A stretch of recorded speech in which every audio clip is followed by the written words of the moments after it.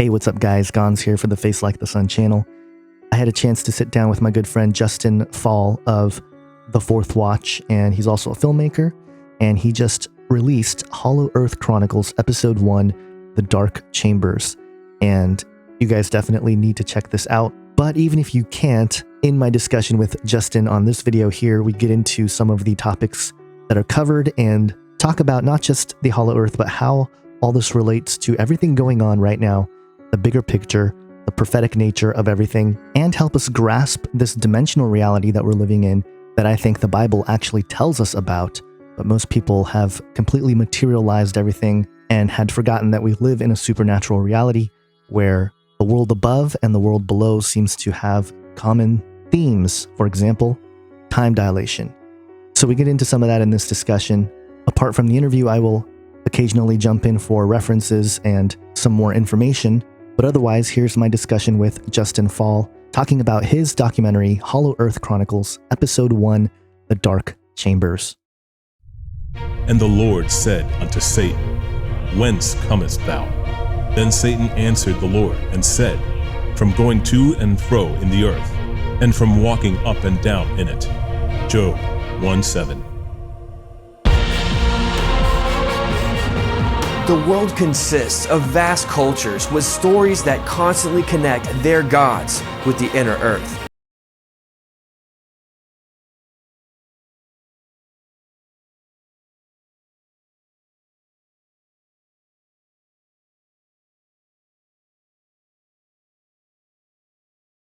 Areas around the world where so much myth, legend, oral tradition, and belief, contemporary belief, there's always almost an embracing of the underworld. The earth is actually dynamic.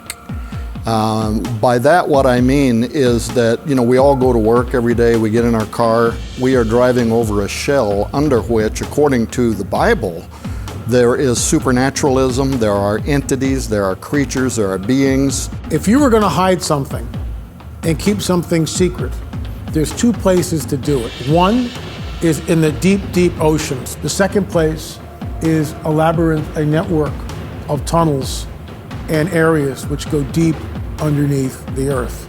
There was truth to this idea that this race called the Vrilya had been existing under the earth since the days of the Great Flood in the antediluvian world. In fact, the belief of the Vrilya and of the power of Vril was actually so prominent among German occultists that it gave birth to a secret society, one of the most notorious secret society involving the Nazi regime, called the Vril Society. The Nazi expedition to Shambhala originally started in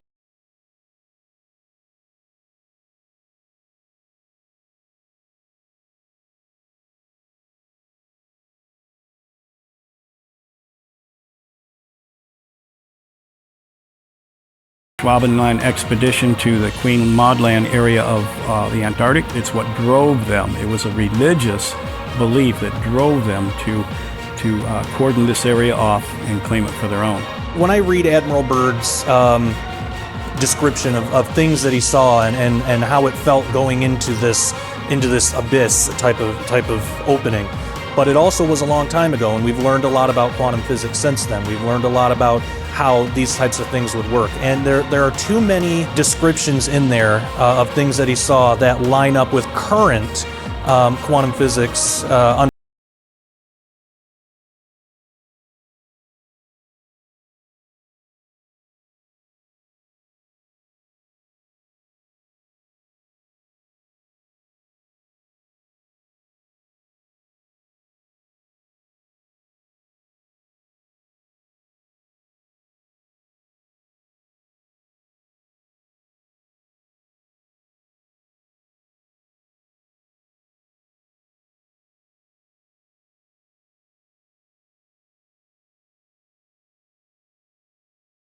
As the earth is below heaven, that's where the watchers, according to Peter, have been confined.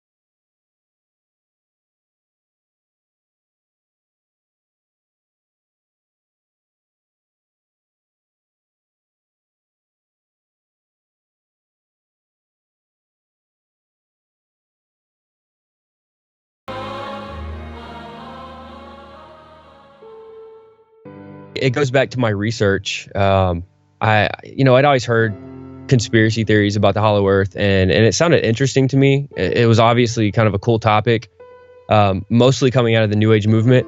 But when you start to see passages in scripture that refer to inside the earth, and there's many references to inside the earth in the Bible, but the one that really caught my attention was in Job.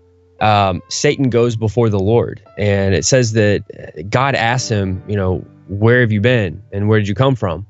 And it says, whence comest thou in the King James? And Satan says, I've been going to and fro, back and forth, up and down in the earth. And many people will overlook this passage. I know I did many times, but when you start to think about it, it's very telling that Satan is doing something inside the earth. And some of the newer translations, albeit some of them have good translations in certain parts of the Bible, but they've changed the word from in the earth to on the earth. And the problem we get with that is that the rest of the description that we read in Scripture, up and down, to and fro, back and forth, it's painting a picture. And you can't fulfill those directional movements if it's just on top, but rather inside. And so the King James, I think the New Jerusalem, and there's possibly one or two other translations that say in the earth. And that kind of sparked my interest to go further, because I now knew that there was a biblical precedent to a hollow earth or a subterranean realm. Of course, many people know about hell, Abraham's bosom, things like that. But I started to dig deeper, and I found many passages, which we break down in the film. We go through a handful of passages, break them down contextually, to get a better understanding that there are things going on inside the earth. So that really catapulted me into this area of research. Do you actually think that it's like, because when people say hollow earth, they imagine, literally like a balloon or like a ball, right? Where it's just like all hollow on the inside. Is that what's going on? Or are we talking more caverns and like different, like a whole honeycomb network going on? What's happening? I think there's... it's one of those situations where it can be everything and all-inclusive. And again, there's going to be a certain amount of speculation when we get into this, because nobody, at least none of our colleagues, can really go down into the earth to explore it for ourselves. But many people have gone down. And so, yes, there are caverns. There are massive networks of tunnel systems, even underground cities, ancient underground cities, which many people have written about. Some of them mystical, some of them just normal cities that any human can approach. But the other side of that is we're dealing with supernatural, or what we would say dimensions. There are many cultures around the world, especially getting into the Native Americans and the South Americans, Mexican Indians, Mesoamericans, and they have many stories about going down into these cavernous systems. And then once they were there would be a ritual or a certain location that they could go to. There would be some type of a portal that would open up. And as strange as that may sound to some people, there's not always magic involved in opening up a portal. I mean, when you have ancient rites that take place up on the surface, leading a person down into the earth, some of these Native Americans, they would go through these protection rituals. Joseph Riverwind talks about they would go through protection rituals before they would go down into these caverns. Sometimes they would swim down through a waterway inside the earth. We've got bodies of water inside the earth. And then they would go through that cavernous system of water up into another location, and there would be a portal that they would swim through or crawl through, and then they would retrieve some type of an ancient object. Now, this object could be one of many different things, different types of artifacts, but then that object would be brought back to the surface world to prove that person's worth. That was kind of a ritual ceremony for somebody to become a man in order to be a warrior in their tribe. So you've got extra dimensional qualities, extra dimensional stories of some people will see it, some people won't. It depends on the person. Have they been communicating with entities? Have they gone through rituals on the surface before going down into the earth? There's a lot of variables that play into this. But I want to say that all of those aspects are true. But you bring the bottomless pit into the equation, and I think that is a very controversial area because, we have two major factions in research pertaining to the shape of the earth. You have people that believe in a flat earth, and then you have people that believe in a globe earth. Now, regardless of where people land on the shape of the earth, what we know for a fact is that there is a subterranean realm. But the idea of a bottomless pit, it's always been my idea, my belief system since I've entered into this research, that the bottomless pit would be the pole. We're dealing with a pole that's going to, and again, flat Earth, a lot of the flat Earth people don't like the idea of a North and South pole because they say that that's not part of their model. But when you start to research it, you find out that God's word, regardless if you take the flat Earth or the round Earth side, there is a bottomless pit in the realm of Earth. So I take the idea, I lean more towards the idea that there are elements of elements of flat Earth and round Earth working together. I think you and I talked about this on an episode of Canary Cry, but I do believe there's a North and South pole. Absolutely. And I think that the pole would likely be the candidate for the bottomless pit. So it's almost like a toroidal shaped kind of donut. It's hard to say because I've never been up into space. That's what I always say about all these topics with, or at least the shape of the Earth discussion. I always say I haven't been up high enough to tell you. Some people claim they have, but I think there's something that goes along with, the abyss being something that the ancient Israelites saw as the seas, right? Kind of the ocean. But then that's not wrong either if we talk about maybe certain dimensional qualities. I had a story of, and there's no way for me to confirm this, but somebody that was in the military, or I had a friend whose son was in the military, and he said that, usually he would get a call every week from his son just to kind of check in on, how things are going. Well, he didn't get a call for a couple weeks. And, a few weeks later, he got a call and said, I couldn't call because I was under Arizona. And he's in the Marines. Apparently he does like submarine work kind of stuff. And they thought he was kind of joking, but he was like, no, I was under Arizona from the ocean. So you can get under Arizona from the ocean. I think there's a lot more going on, and the military knows a lot more. Did you find anything in your research that would suggest that there is some kind of cover up of this, of at least an underworld? Yeah, absolutely. In the film, we interview a wide variety. I think we got a lot of the heavy hitters from the Christian research area. I mean, we've got L.A. Marzulli, Steve Quayle, Timothy Alberino, Tom Horn, Joseph Riverwind, myself, Josh Peck, Derek Gilbert, Jim Wilhelmsen. L.A. Marzulli, he brings some stories about other military guys who had been over in the Middle East. Now, putting aside the whole Kandahar Giant thing, because these are two separate events, but there are stories of these teams of soldiers going down into cavernous systems. Now they enter through a cave, so it's a cave on the surface, but they enter through it and then they travel down. I mean, it's a clear path for them to go through. They're going down. Before they know it, they are down beneath the surface of the earth in these underground cities where giants are. And they tell stories of whole civilizations of modern day hybrids, giants living down under the earth. Then you get over to the United States, and there are many stories, especially off the coast of California, that I've heard, where there will be UFOs they'll be seen over the water. They'll come down. They'll literally go underwater and just disappear. Now, it's my opinion that they're going down through some type of a gateway. Now, could it be that they're going underwater, entering in, maybe flying into an opening in the ground? I don't know. But what I do know is that this kind of lines up with the Hebrew understanding of the story of Jonah, which Tom Horn breaks down in our film about Baravak, or the city of gates. And breaking down the story of Jonah, we find out that Jonah went down to a place called the city of gates. And obviously, when we start to investigate the word gate, we find out that there are doorways, gates, portals, openings into another dimension or another realm. So I think there's a major connection, and you've seen the film. In the film, we showed that there's connections with spirits and water, and entrances through water into the hollow earth. And again, I use the term hollow earth because that's the popular term that we find in the mainstream. Some people like to call it the subterranean realm. Some people call it hollow earth, whatever you want to call it. But many connections with spirits, entities, the water, and hollow earth. So I probably went a little longer on that question than you anticipated. No, it's good because I think if you really look back, there are a lot of stories like that. I know just in my youth, I was given a few stories, just Japanese folklore. So the first story I was referencing is the Utsurobune, or the hollow ship.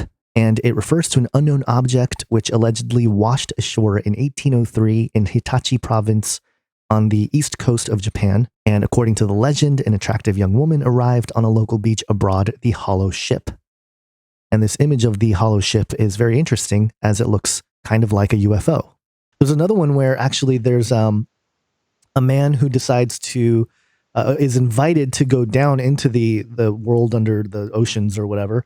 This is called the Ashima Puddle, and it's a Japanese fairy tale. In the story, a fisherman named Taro rescues a turtle, which in gratitude carries him to the dragon palace that lies beneath or beyond the sea. There he is entertained by the princess Otohime as a reward. He spends what he believes to be a few short days, but upon his return to his home village, he finds himself 300 years into the future. And when he opened a box that was given to him and was told never to open on the surface, he instantly turned into an old man. Basically, the box was holding his age, the actual time of his realm, which is very interesting and very similar to what modern physicists describe as the sort of time difference in experience that can occur when you go and travel far distances. And so, given in this folklore, this Japanese folklore, are weird time shifting, preservation of time, youth, eternal youth type of overlap, but all coming from these entities with a civilization that lives underwater. So yeah, absolutely. There's probably something going on down there that, James Cameron going down there doing whatever, riding around in his little submarine thing. Like, you probably have plans to do something like that eventually. Hopefully if I can get the funding, Yeah. So yeah, and I thought you did a really good job in the film to summarize all these different ideas, because there's a lot of evidence, and I think there's a lot of questions as to what's really going on. And you're right, it's hard to really nail down because it's like, what are we going to do? We can't like get up high enough to necessarily see anything. We can't necessarily go down far enough. Presumably without running into these entities, or at least maybe not being able to come back. How much of do you think people gone missing, people perhaps even faking their death, dare I say, celebrities or whatnot? Do you think that people are retiring, quote unquote, into that world? I mean, is it possible that there's stuff going on down there? If there's giants walking around, then is it possible that the high level, dark technology that they've been developing also exists, and people that science fiction galore down there with, maybe they got Hitler on some kind of brain machine robot. I mean, I don't know. I'm just throwing stuff out there. But how many people do you think are in the know about something like this? Well, the government is definitely in the know. Headlines across the globe, you've got these military groups going underground, setting up underground cities, underground bunkers.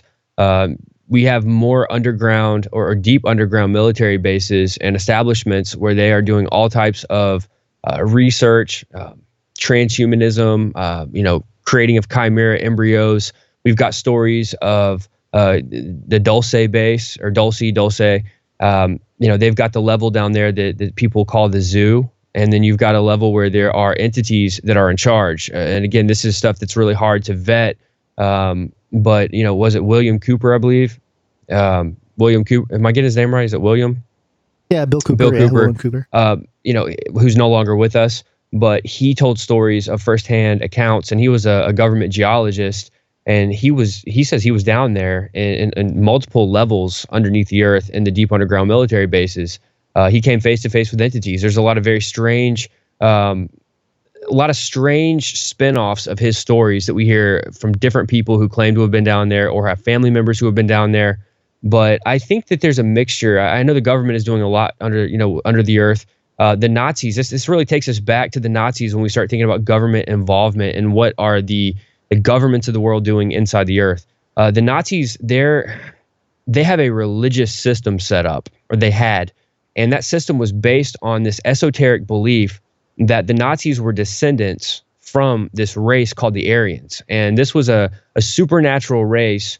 It ties back to theosophy. You get into the Madame Blavatsky teachings, and the root races, you have this Aryan race that supposedly goes back to the days before the flood.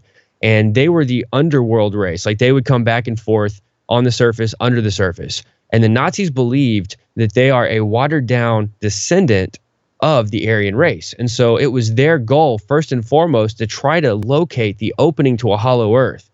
There was a German magazine called Der Spiegel, and they came out, I forget what year it was, but they came out and they announced that we have found the opening to the hollow earth.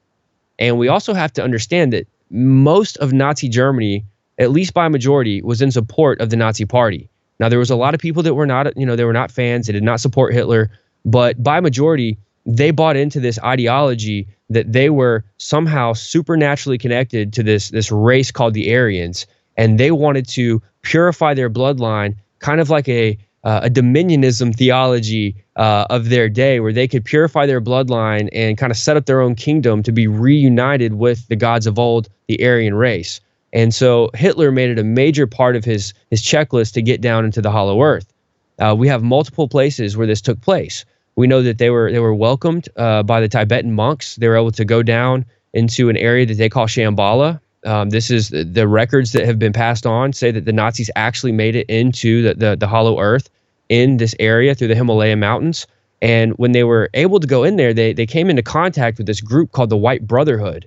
Now, this isn't like the KKK. It sounds kind of like that, but we're dealing with nothing less than the Ascended Masters. And so the Nazis were given entrance and sanctuary in Tibet. They were taken down with the monks. They were shown the secret places to get in. They had connections with entities. Then they came back. That was just one of their expeditions that took them into the hollow earth. Another expedition is Antarctica. And if we have time, I want to get into that.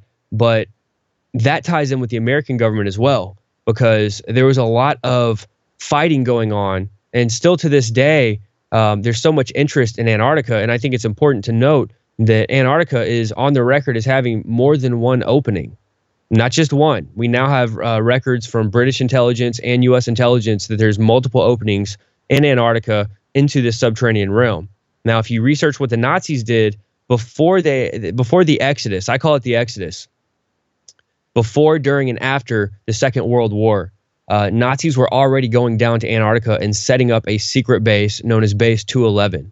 So, and this is in their records. You can read about this. They had mapped it out. They had charted out the area, and they had set up this Base 211, which some people claim doesn't exist. But it had to have existed if we study what the Nazis did in their timeline. There was something down there that they had set up. What happened was they had faked Hitler's death after the war. And Hitler, along with many others, there are different records, different accounts that claim up to 1 million or a little over 1 million. Some people believe it was 500,000. But we've got a massive amount of Nazis. They're thinkers, they're doers, they're shakers, doctors, occult magicians, psychic mediums, scientists, everything. The elite of the Nazis that had the most brain power, they went on this massive exodus down to Antarctica. And they've been setting up shop down there. And so we find out later that this makes sense when we study Operation High Jump, because our government sent Admiral Byrd down into the Arctic. We had people from Britain and Australia going with us, and we went down there. They told the American public that it was going to be an exploration mission, and there's different things involved with that. But when we study the ships that were part of this, there was a massive undertaking that our government did, and they went down there. There was not one laboratory ship that was set up for scientific research. What we had icebreakers. We had warships. Literally, when they went down to Antarctica, they went down there prepared for war. And what we find out later is that this mission, this Operation High Jump, it ended much earlier than it was supposed to, because they met opposition down there. Some people speculate that the opposition was extraterrestrial in nature, because we do now have reports of British intelligence going to Antarctica and coming back reporting to have seen Yetis. Now, some people may laugh at this idea, but there are reports of, top, it blows my mind to even say this, but we're dealing with top security cleared British intelligence coming back and saying that they saw Yetis or abominable snowmen down there. Now, I don't have an answer for that. I can't tell you if it was some type of entity. I don't know if it was an entity. I don't know if it was a hybrid creation that was created down there, some type of a chimera. I don't know. But it blows my mind to consider this, because now people are saying that they met force with aliens down there. I believe, with all of my research, that we fought the Nazis down at Operation High Jump in Antarctica. We got our butts kicked. Some of the ships that they were removed from the logs.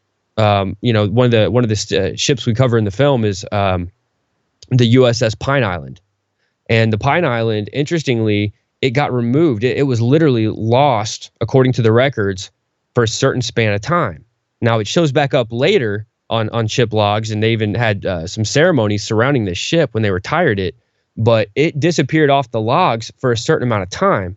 Now, it's my belief that they had to repair the ship, and they didn't want the American population or the public to know that there were laser beam technologies that were shot out of UFOs cutting through the ships. There's a lot of eyewitness accounts from American soldiers who went down there. They've come back. They've told the stories to their family. The stories have been passed down, and our government is hush-hush about it. They literally did not want to talk about what actually happened down there. They came up with a cover story, and that was that.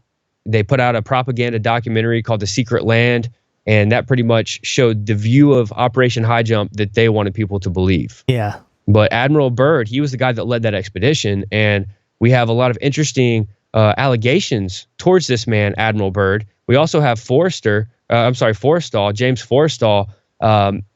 He was thrown off of his out of his hospital. What was it, like the third story of his hospital?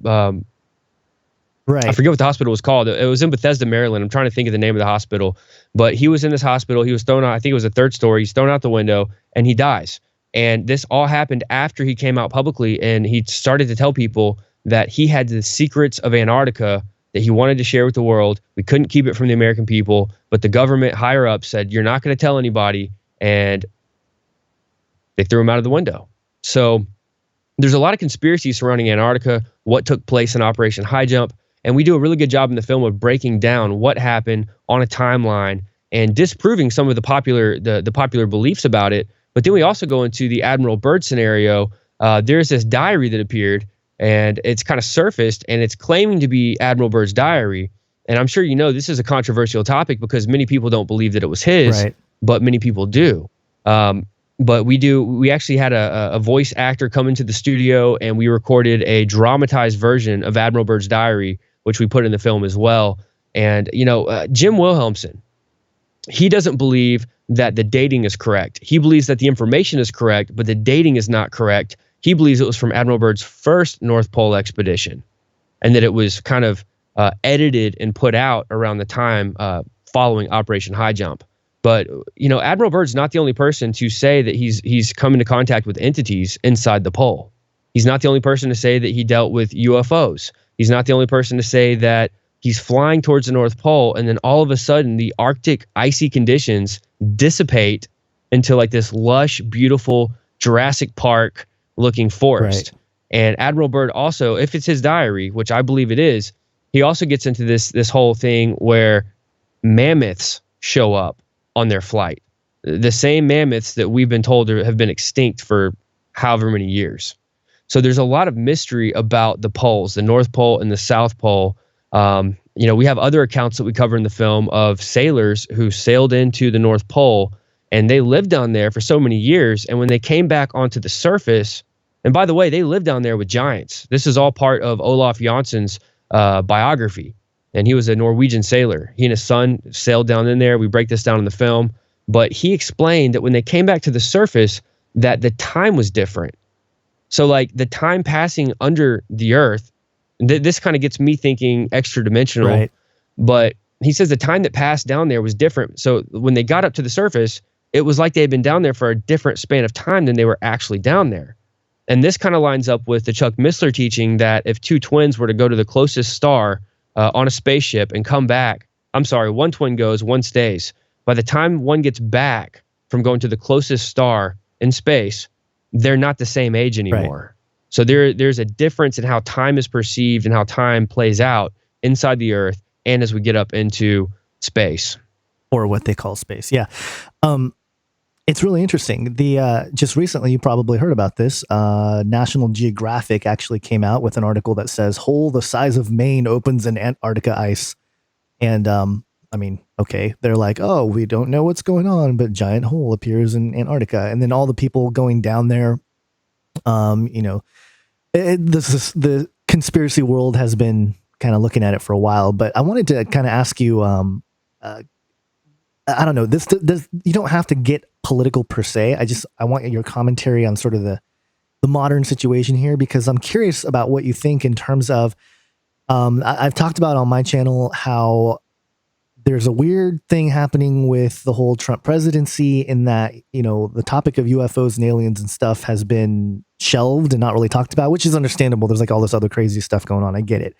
But at the same time, he's got a really interesting history, right? His uncle met with, or was one of the first people to try to decode the Tesla papers once they were confiscated.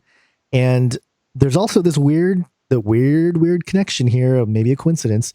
Our author Ingersoll Lockwood in 1890 or 1900, I guess it was the year it was published, wrote a book called Baron Trump's Marvelous Underground Journey, where he goes, through, I think it's through Russia. He goes to the cavernous underground, and goes on his adventures and whatnot. I mean, it's really kind of a weird situation there.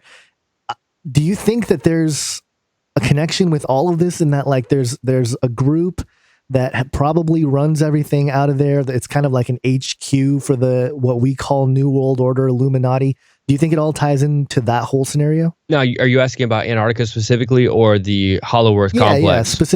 Well, yeah, I mean, I guess the underworld itself, but then Antarctica being sort of that, maybe a post, in between these worlds or whatever. And they, I mean, I don't know. What do you think? What's the hierarchy here? Are they the inter-Earth beings trying to take over the surface again, or what's kind of the larger narrative at play?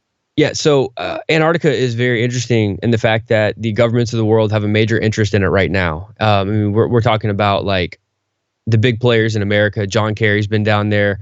Obama, the Pope. I'm trying to think of the guy. I think his name's Bartholomew, the Russian or the Greek Orthodox Church. He's like the Pope for the other side.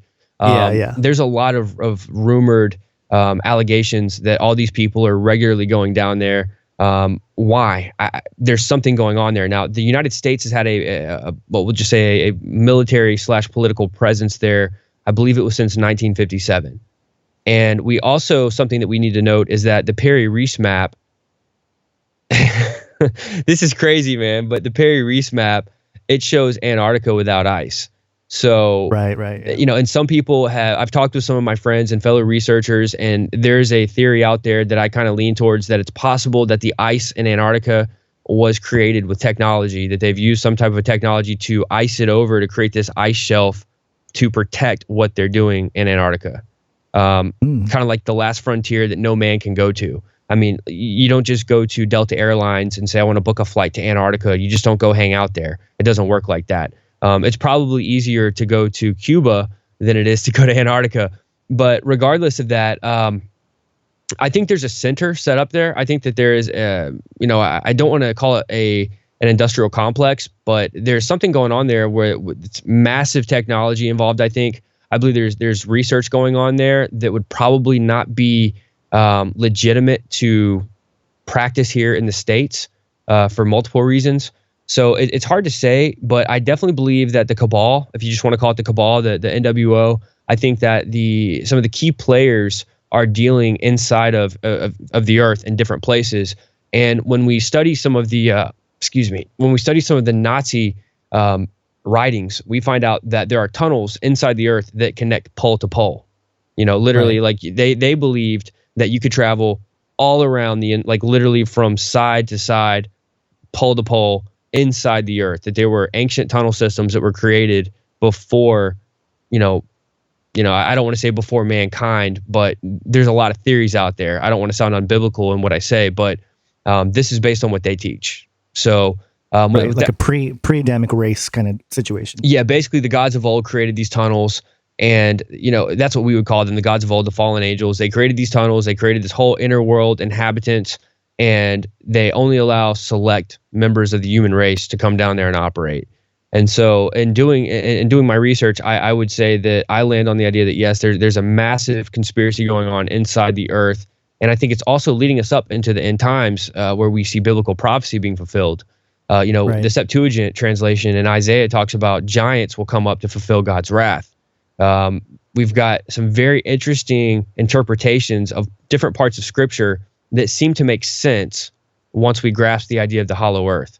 So yeah, absolutely. I mean, the government's already, we know there's deep underground military bases all over the place, but Antarctica is one of those places that the average American could not trespass on and locate what they're doing.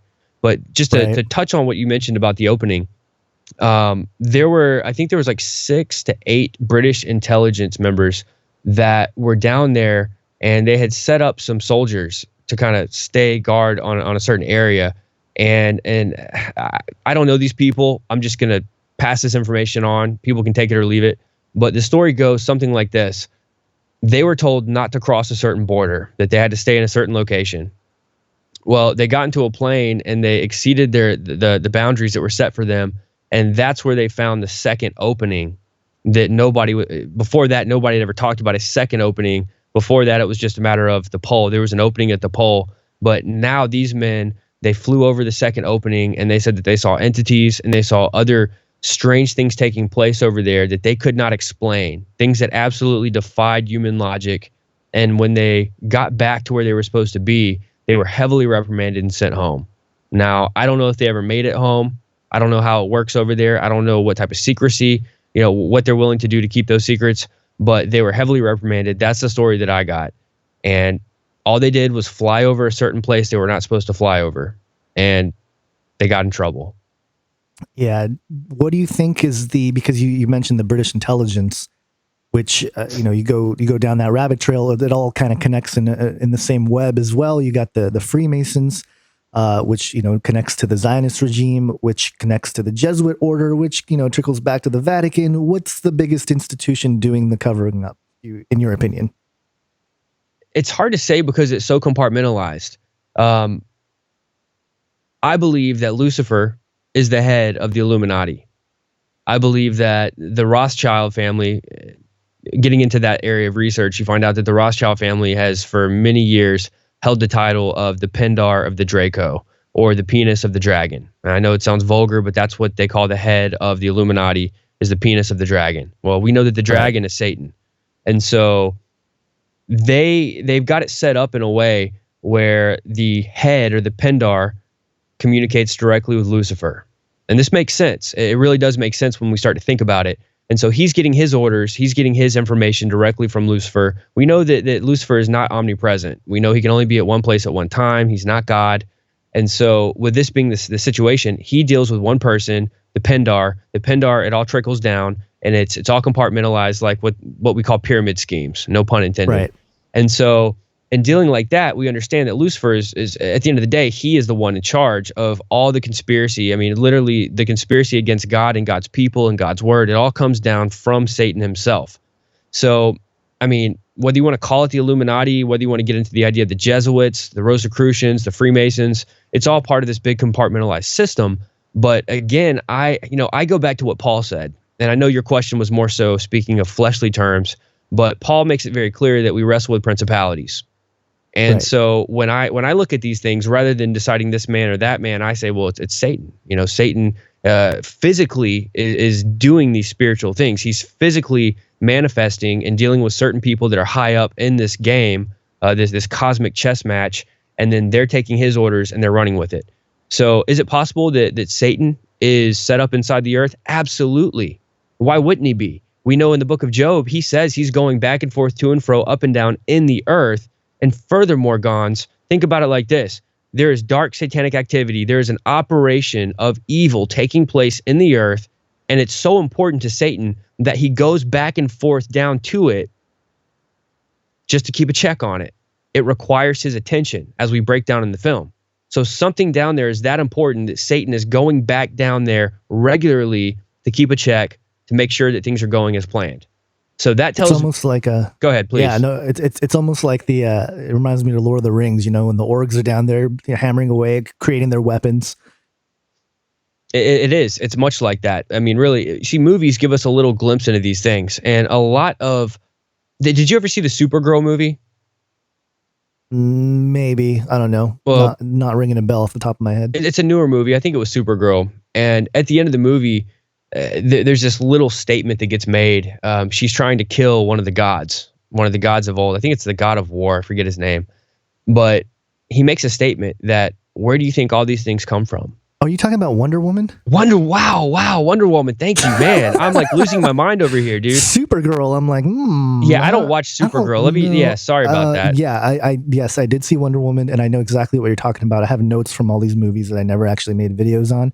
That movie was filled with all kinds of like little nuggets of, what's really going on or whatever. So yeah, I know exactly the scene you're talking about. What does he say to her? He says, "Where do you think all these things come from? Where do you think all these inventions?" You know, and I'm paraphrasing here. He says, it's like him saying, he's whispering. He's got, he basically influences the people, and then the people carry it out. Exactly. That was kind of the idea. Yeah. And when I heard that, I'm like, man, that's like the nugget of truth for this movie. I mean, granted, there's a lot of little tidbits in the movie, but yeah, that was it, because we have all this technology, we have all these crazy things that mankind is grappling. We're grappling at all these different technologies and these experiments. And where does it come from? These gods of old come around and they whisper in the ears of people, and they give people, these ideas and these technologies. In some cases, these blueprints. And that's what happened in Nazi Germany. The blueprints, the blueprints for their machine called the Die Glocke, that came from a channeling session. And one of the things we broke down in the film, I'll make this real quick, but Maria Orsic, one of the, she was what they called the Vril Maiden. She was one of the she was one of the heads of the Vril Maidens. And this was a group of clairvoyant, psychic mediums, occultists in the Nazi Party. And you had the Vril Society, and then you basically had the Thule and the Vril, and it was two in the same, but one was the upper echelon.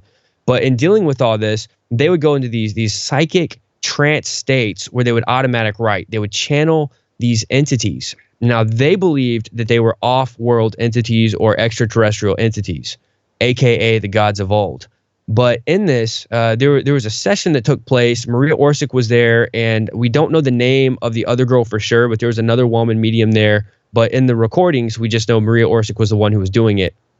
She's channeling this material, and she has basically two sets of writings. And one of them is like this coded Templar's language. And then the other one is like ancient Sumerian. Interestingly, she had no education in either area of either one of these languages. Right. And it took them so many years to decode them. And once they were decoded, they actually were blueprints that had to be put together. It was like half of it was one language, half was the other, but they all had to be decoded in German and then brought together. And that was the blueprint for the Die Glocke. Some people believe it was a time machine. Regardless of what it was a high technology UFO craft. And they got that through channeling sessions. Right. Automatic writing, channeling these entities. So goes right back to the whispering in the ear, being led by these spirits. That's pretty much, that sums up pretty much all of mysticism. But as we enter into the end times, we're going to be seeing more of this technology coming forward, more breakthroughs, things that humans could not have done on their own. And many people, kind of going back to the Tesla idea, many people believe Tesla was getting his technology from helpers, or right. What Wernher von Braun called them. He pointed up and said them. Yeah. So yeah, I don't know, man. I don't know about the Trump thing. I don't know how deep Trump goes into these things. It's interesting that he recently released the JFK documents. Could that be a cover-up to keep people from focusing on other? Look, we were all expecting some kind of disclosure to be coming out about alien life or UFOs. A lot of people, it's like it's imminent. We don't know when it's going to happen, but we believe that the full disclosure. Obviously, we've had soft disclosure, but people believe full disclosure is coming soon. So it's possible that the JFK documents being released, and according to Chad Riley, the co-producer of the film, he said that it's like more pages than one person can go through. So I don't know. Could the JFK stuff being released be a kind of trying to push people away from what's going on with this other stuff? I don't know. Yeah. Well, it could be a distraction, or it could be just because I think what's happening right now, especially with the internet and technology and everything else, there's this level of transparency that is being pushed out there. And so that's why I think a lot of the, the more shallow level corruption is being exposed right now with all the Satanism and all that. And what's interesting is they didn't have to dig too far to find the Satanism, which is interesting to me, but, and no surprise to any of us, but, and TV shows like you mentioned and stuff, going kind of back to the Hollow Earth idea and kind of tying it together. But, shows like, what's that? Kids, we're so bad with shows because we Supergirl. the name, not Supergirl. It's the movie or not a movie. It's a show they just came out with Stranger Things, and they have the Upside Down, which is this world that's underneath, and you can kind of get stuck in there, and there's the monster down there and all this stuff. So the concept is definitely being pushed more and more out there, and I feel like maybe. As the transparency continues and more things that were covered up in history become more, apparent, maybe this is part of the revealing as well, that they're allowed to sort of, and I think part of it also is to help, the mind control aspect. It's like some people are going to be like, yes, confirmed, and other people are just going to go right along with the MK Ultra programming, like buying into whatever, nonsense propaganda that they're being pushed into. But, I think ultimately, when you're looking at the Hollow Earth thing, I guess my final question here comes from the whole Genesis 3:15 idea. The passage, I will put enmity between thee and the woman, between thy seed and her seed. Is this God talking to Satan? And, a lot of people have taken that a little too far, and some have said, oh, it's the serpent seed. Others have said it's just colorful language. Given this idea that there are actual quasi-physical maybe or part physical, I don't know, some sort of physical manifestation of evil in some kind of way or some kind of abomination, and perhaps them convening or preparing for the day they can come back to the surface. Do you think this passage here, the enmity between the woman's seed and Satan's seed, are you starting to think that there's something more physical going on? I know that we wrestle not against flesh and blood, and obviously, we both agree on that. But what do you? Well, the spiritual manifests. The spiritual manifests into the physical realm, and so the war of the seeds, or the cosmic war going back to the seeds. We're told that war, that enmity is going to be taking place until Christ returns. Like, right. I don't see any other understanding of that in Scripture, and so it's all manifesting. It's all happening on a timeline, and these things have to be cooking up somewhere. And what a better place to do it than where Satan has his operations set up inside the earth. Now, he's not like the king of hell running around with a crown or anything like that, but there are things taking place down there that he's overseeing, like we've already mentioned. So L.A. Marzulli makes a point that he believes the bottomless pit is it's already there. We know it is, and we know that there's going to be a key that's going to be brought down by an angel, and that the bottomless pit is going to be opened during this tribulation period that we know is coming upon the earth. That's inside the earth. Somehow it's inside the earth. And when that opens up, these entities are going to be coming up out onto the surface.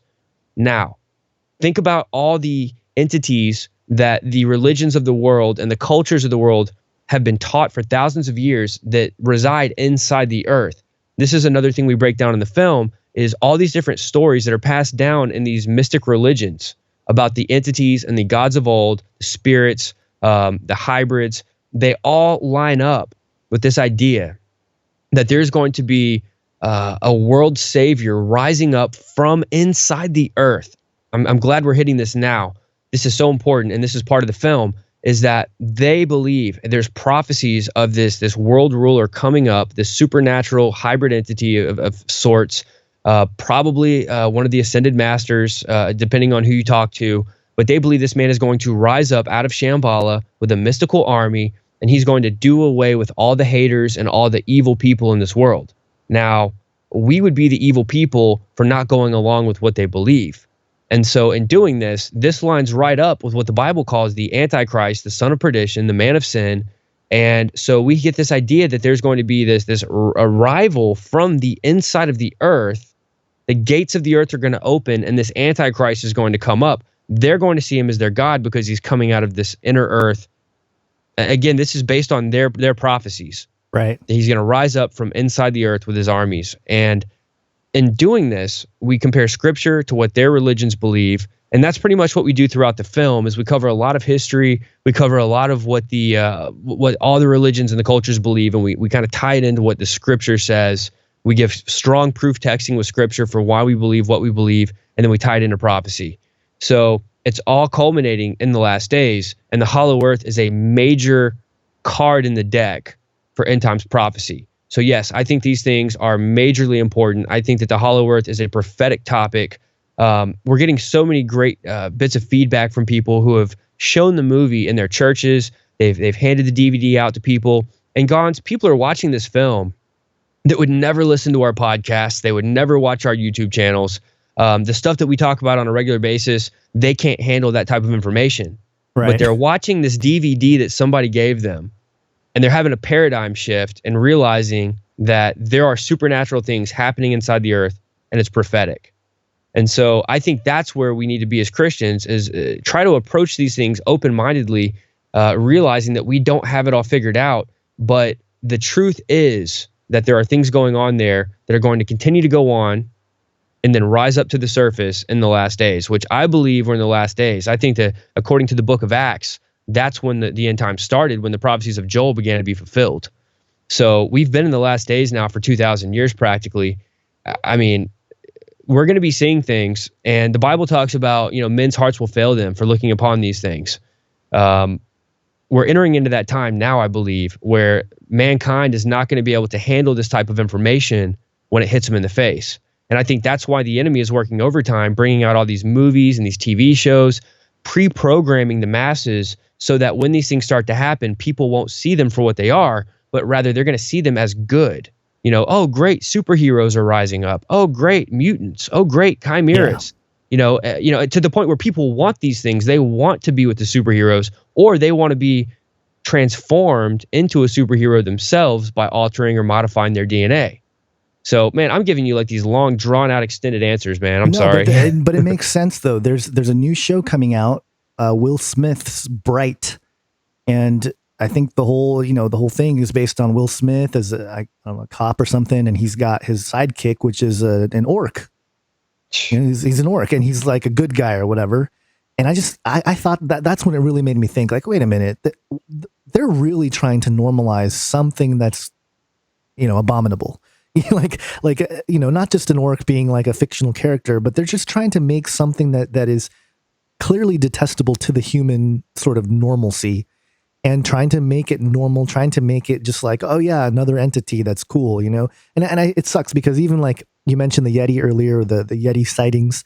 I think about obviously Chewbacca and Star Wars, and everybody loves Chewbacca, Oh yeah, we laugh about it. But what are they really conditioning us for with that kind of thing? You know what I mean? Like, if a Chewbacca looking thing came out and was like, Byrd, everyone would be like, oh yay, Chewbacca, until he like tries to eat us or whatever, right? So it's weird. It's that scene from Independence Day where they're sitting on top of the building and they're like, oh, our gods are here, yeah, and then they get blasted. Yeah, and people have a heart for these things. Like if Chewbacca were to get shot, people would be like crying. Chewbacca got shot. Or here's one for you. There was a show that came out back in '97 or '98 called Roswell, and it was like a teeny bopper. It was basically like a paranormal version of Dawson's Creek. And I mean, that really happened.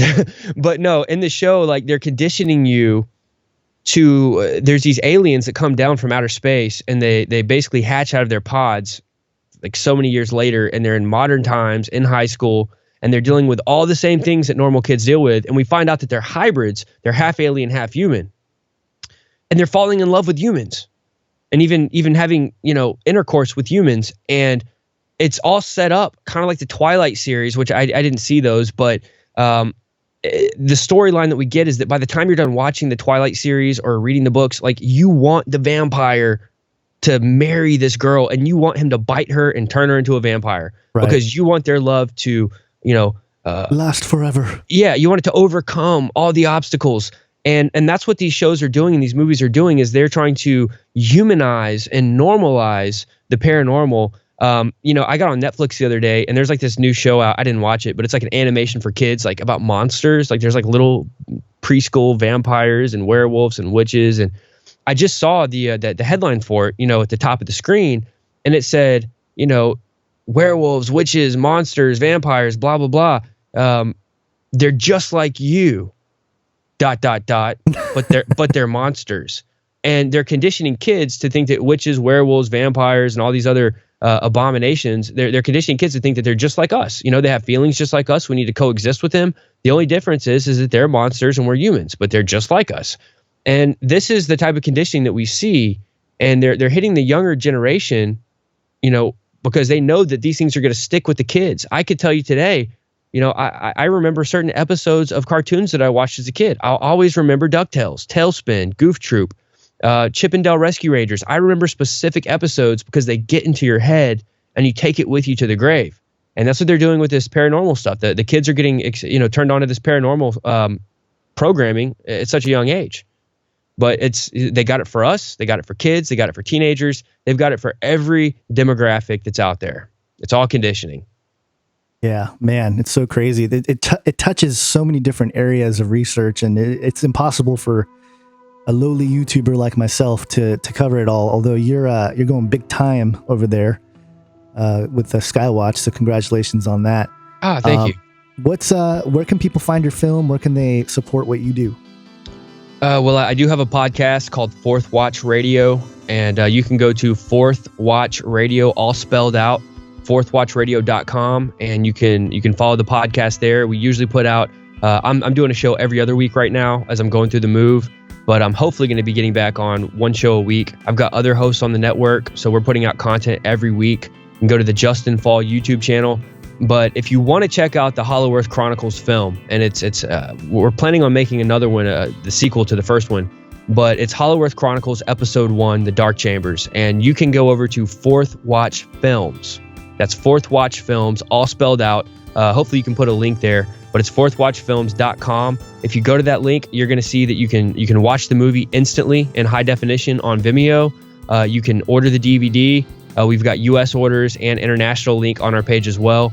But I'm a stickler for quality. I like HD. We shot this whole thing in 4K cinema, so I really like to watch it in full high definition. So if you want to see the high def version, definitely go over there and fourthwatchfilms.com. Click the link. You can watch it on Vimeo instantly. Sounds good. And I'll leave all those links in the description section. So, all right, yeah, definitely check out the documentary. Go support the Fourth Watch over there. Thanks for coming on, Justin. Hey, thank you, Gons. I really appreciate it.